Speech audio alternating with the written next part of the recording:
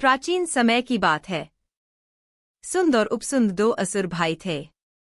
दोनों के बारे में ऐसा कहा जाता है दोनों दो जिसमें एक जान है। उन्होंने त्रिलोक जीतने की इच्छा से विधिपूर्वक दीक्षा ग्रहण करके तपस्या प्रारंभ की। कठोर तप के बाद ब्रह्मा जी प्रकट हुए। दोनों भाइयों ने अमर होने का वर मांगा। तब ब्रह्मा कहा वह अधिकार तो सिर्फ देवताओं को है, तुम कुछ और मांग लो। तब दोनों ने कहा कि हम दोनों को ऐसा वर दे कि हम सिर्फ एक दूसरे के द्वारा मारे जाने पर ही मरें।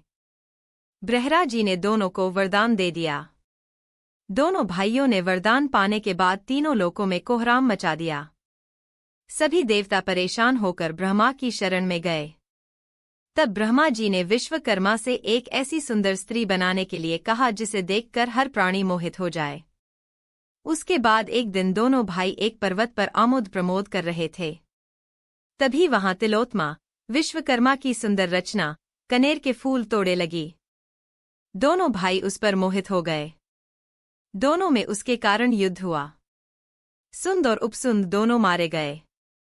तब कहानी सुनाने के बाद नारद बोले, इसलिए मैं आप लोगों से यह बात कह रहा हूं। तब पांडवों ने उनकी प्रेरणा से यह प्रतिज्ञा की एक नियमित समय तक हर भाई द्रौपदी के पास रहेगा। एकांत में यदि कोई एक भाई दूसरे भाई को देख लेगा तो उसे 12 वर्ष के लिए वनवास होगा। पांडव द्रौपदी के पास नियमानुसार रहते।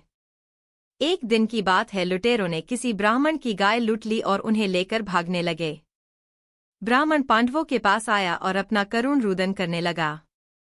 ब्राह्मण ने कहा कि पांडव, तुम्हारे राज्य में मेरी गाय छीन ली गई है। अगर तुम अपनी प्रजा की रक्षा का प्रबंध नहीं कर सकते तो तुमने संदेह पापी हो। लेकिन पांडवों के सामने अड़चन यह थी कि जिस कमरे में राजा युधिष्ठिर द्रौपदी के साथ बैठे हुए थे, उसी कमरे में उनके अस्त्र शस्त्र थे। एक और कौटुंबिक नियम और दूसरी तरफ ब्राह्मण की करुण पुकार। तब अर्जुन ने प्रण किया कि मुझे इस ब्राह्मण की रक्षा करनी है, चाहे फिर मुझे इसका प्रायश्चित क्यों ना करना पड़े। उसके बाद अर्जुन राजा युधिष्ठिर के घर में संकोच चले गए।